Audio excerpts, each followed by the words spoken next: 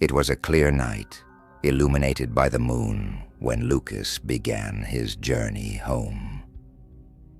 The day at work had been exhausting, and he longed for the comfort of family after the stressful hours in the neighboring town. As he got into the car, a sense of relief enveloped him, as if the routine had dissipated with the light of day.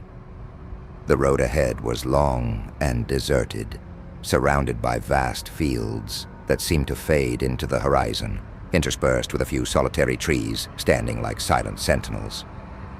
The car's engine purred softly as he accelerated, and the tranquility of the road brought him an illusory peace. Lucas adjusted the radio, tuning into a smooth music station that filled the environment with gentle chords. But his mind wandered. The solitude of those hours made him feel isolated, as if he were in a bubble, disconnected from the world. He picked up his cell phone and dialed his wife's number, eager to hear her voice. "Hi, love. How was your day?" Anna, his wife, asked on the other end of the line, her warm tone immediately calming Lucas. It was tiring, but I'm on my way home now. The road is quiet, just me and the moon, he replied, smiling at the thought of her smile. The conversation flowed, but as the call progressed, Lucas noticed an increasing static, as if something was interfering with the connection. The music in the background was replaced by distorted echoes that sent chills down his spine. He frowned, but decided to ignore it, attributing it to network issues. However, something in his intuition told him that the tranquility was merely a facade. As he drove, a shadow emerged on the side of the road. Lucas glanced away and spotted a man standing by the roadside. He wore a tattered jacket, and his face was shrouded in darkness. The man waved his hand, pleading for help. A chill ran down Lucas's spine, and he hesitated. There was something unsettling about that figure, something that seemed out of place. "Hey, love, are you there?" Anna's voice interrupted his thoughts, but the call was filled with crackles and distortions. He forced a smile and responded, "I'm here. I'm going to have to hang up for a moment. I'm passing by a strange place." "Be careful, Lucas." Her voice sounded distant, almost like an echo. He felt the concern in her words, but he dared not look back at the man on the road.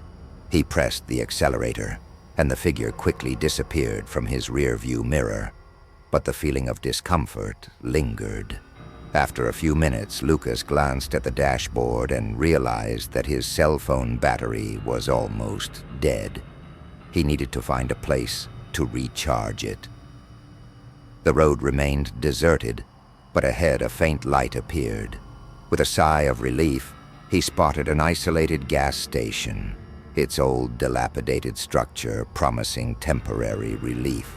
When Lucas parked, a sense of apprehension took over him. The gas station was enveloped in a dark atmosphere, and a cold breeze seemed to blow from the shadows. He stepped out of the car and walked toward the entrance, hearing the creaking of the boards beneath his feet. The lights flickered, creating a macabre spectacle of shadows that danced around him. His only company was the sound of the wind whistling through the cracks in the walls. Upon entering, Lucas found the interior dark and empty, except for a payphone in the corner. He approached, feeling the tension rise with every step. As he picked up the phone, he glanced at the display and saw that his battery was nearly depleted. A strange unease washed over him, and he decided to call Anna again. The phone crackled before connecting, and the operator's voice echoed in his mind like a distant whisper. "Invalid number," the voice repeated, although Lucas could have sworn he heard something more, a faint calling, like a muffled scream. "Lucas, is that you?" The voice that followed was not his wife's. It was a distorted voice, almost unrecognizable, but he could hear her concern, mixed with a chilling tone. "You need to leave. Who's coming?" "Anna," he shouted, anxiety consuming his body. The phone was starting to heat up, and he stepped back, his heart racing. He looked around, feeling the invisible eyes of the shadows watching him. The lights in the gas station began to flicker violently, and Lucas felt a shiver run down his body. He saw the figure of the mysterious man approaching the door, his face still hidden in the shadows. He had a distressed look, but there was something terrible and threatening in his eyes. Lucas turned back to the phone, but as he reached for it, he felt a presence behind him. He turned quickly, and for a moment, the man was there, closer than ever, his expression twisted into a sinister grin. "Help me," he pleaded, but his voice sounded more like a growl than a sincere request. Desperate, Lucas bolted from the gas station, ignoring the echoes of the distorted voice calling him. He jumped into the car and turned on the engine, adrenaline pumping through his veins. As he sped away, the station and the man receded, but the feeling of being followed did not leave him. He drove quickly down the road, but the shadows seemed to stretch and contort around him, as if the field were closing in. The return journey turned into a nightmare. Each shadow seemed to twist into grotesque shapes, and the trees beside the road appeared to lean in, whispering dark secrets. Anna's voice still echoed in his mind, distorted and agonizing, but a new echo made his heart race, the laughter of the man he had left behind. "You can't escape," the voice sounded in his mind. Lucas tried to focus on the road, but the psychological pressure was overwhelming. He needed to get home. He needed Anna's comfort. Yet the darkness intensified as he drove, and the moonlight seemed to fade, leaving him wrapped in a shroud of terror. When he finally arrived home, Lucas stumbled out of the car, his hands trembling. The house was quiet, and he breathed a sigh of relief, but the feeling that something was wrong persisted. He entered, closing the door behind him, and called for Anna, but received no response. The silence of the house was deafening. "Love, are you here?" he asked, walking through the living room. Everything seemed normal. The lights were on, and the nighttime routine was unfolding as if nothing had happened. But Lucas felt that the normality was a mask, hiding something terrifying. Finally, he found Anna in the kitchen, preparing something for dinner. She turned and smiled. "Hi, love. You're late. I was worried about you." I saw a man on the road," he began, but his voice trembled. He looked lost. "I tried to call you, but the call was full of static.